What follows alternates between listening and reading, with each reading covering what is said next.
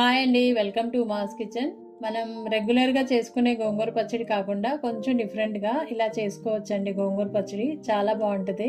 అయితే ముందుగా స్టవ్ వెలిగించుకుని స్టవ్ మీద ఒక కడాయి పెట్టుకుని 1 టేబుల్ స్పూన్ ఆయిల్ వేసుకోవాలి. అందులో 1 టేబుల్ స్పూన్ వరకు ధనియాలు వేసుకుని వేయించుకోవాలండి.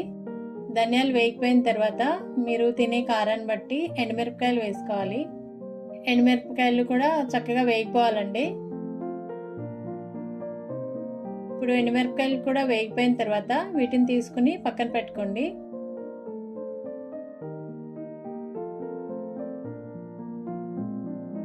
తర్వాత అదే ఆయిల్లో మనం కడిగి పెట్టుకున్న గోంగూర వేసుకోవాలండి.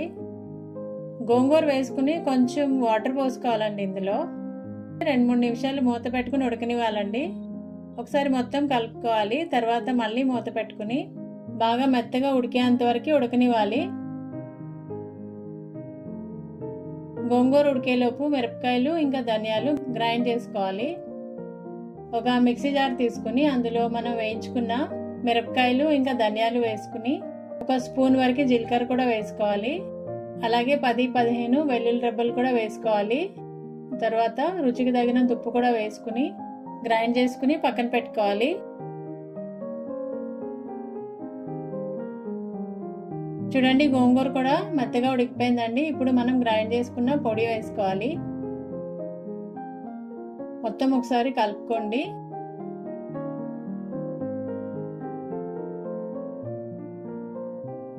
మొత్తం కలిసేటట్టు కలుపుకుంటూ ఉడకనివ్వాలండి.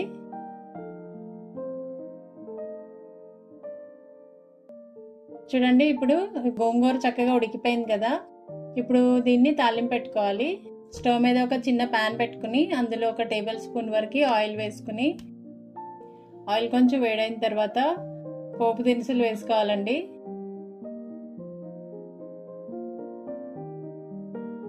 తర్వాత మిరపకాయలు కూడా వేసుకుని ఒకసారి ఫ్రై చేసుకోవాలి. మిరపకాయలు వేగిపోయిన తర్వాత వెల్లుల్లి రెబ్బలు వేసుకోవాలండి. ఇవి కూడా కొంచెం వేగిన తర్వాత కరివేపాకు వేసుకుని వేయించుకోవాలి.